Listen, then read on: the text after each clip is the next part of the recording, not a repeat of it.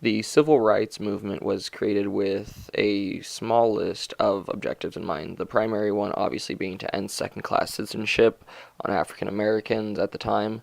They urged the government to side with them, although primarily unsuccessful. There was small amounts of governmental backing. Many African Americans were arrested during this movement for protesting, which just further backed their point, being in direct violation with the Constitution. This all built up until July 2nd, 1964, when the Civil Rights Act of 1964 was signed, which got rid of discrimination based on race or ethnicity.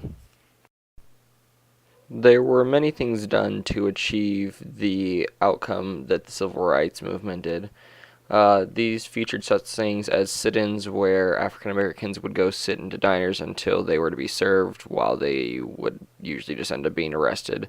They also protested and made music, which unified them as a whole.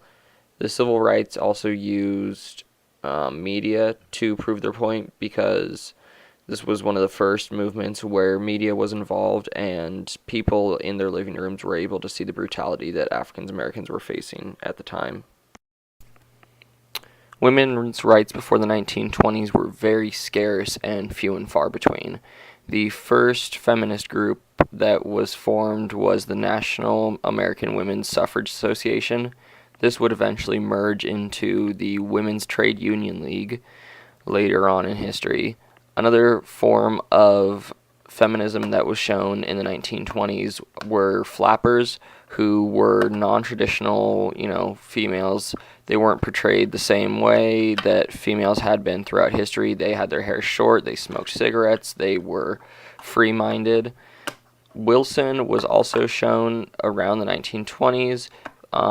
This background shows women protesting because Wilson would not become involved. It is believed because of personal bias, but eventually he ended up signing the 19th Amendment, which allowed for women to vote in the 1920s. Women's rights during the First World War were very different than they had been shown any time through history. Before the war, women were expected to do quote-unquote duties at home, which is such things as taking care of the kids, keeping the house clean, such jobs that women had previously occupied before. But when the men went to war for the First World War, it was looked upon for the women to take the men's jobs because they were obviously gone. When the men came back, women's rights kind of disappeared, and that was obviously shown as kind of a double standard. When men were gone, that they had rights, but when they came back, they didn't. So eventually this was brought to the attention of President Wilson and led to the signing of the 19th Amendment. Prohibition began in the 1920s. It was formed for many reasons.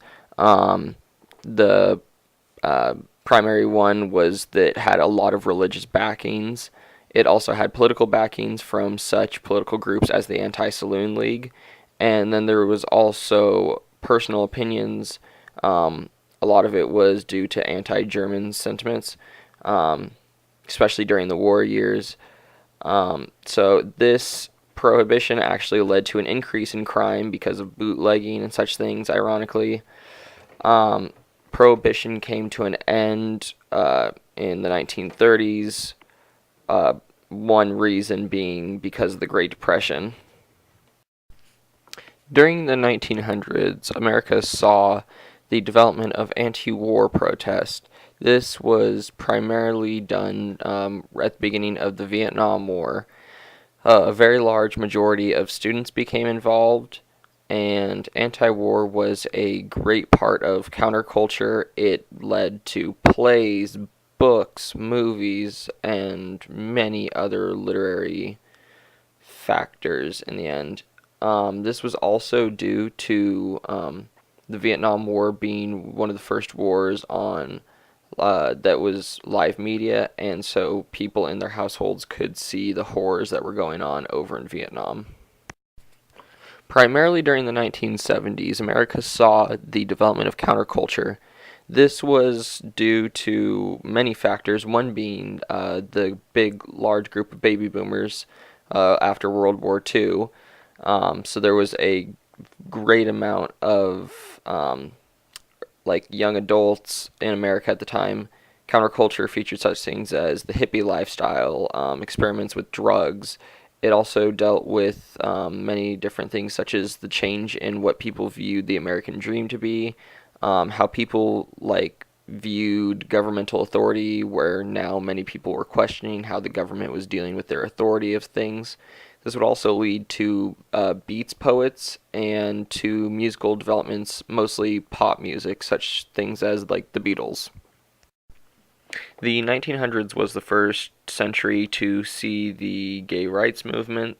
This movement would grow into society even to the present day. One thing under gay rights was Stonewall. The Stonewall was a large riot when police tried to raid a openly accepting gay bar at the Stonewall Inn. The big factor in gay rights, especially in the 1970s, was the AIDS epidemic. And to this day, we still see the struggle for modern gay marriage throughout many parts of America. The 1900s saw a dramatic change in the traditional family structures. This was because of many things such as women's rights, the easier access to both abortion and birth control. This was also because of many new family structures such as gay families and single-parent families, which before this time period were almost unknown of. Conservative Christianity, or the moral majority, was very rampant during the late 1900s. They were very religious, and they were in favor of censorship of media, enforcement of traditional family values, opposition of equal rights, outlawing abortion, support for school prayer, and they targeted Jews and many other religions for conversion. They were very right-wing Christians at the time that formed into a political party and began getting political backing.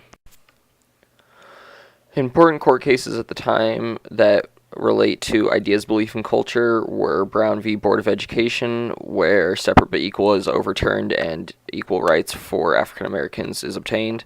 Giddens v. Wainwright, where you are allowed a lawyer even if you could not afford one.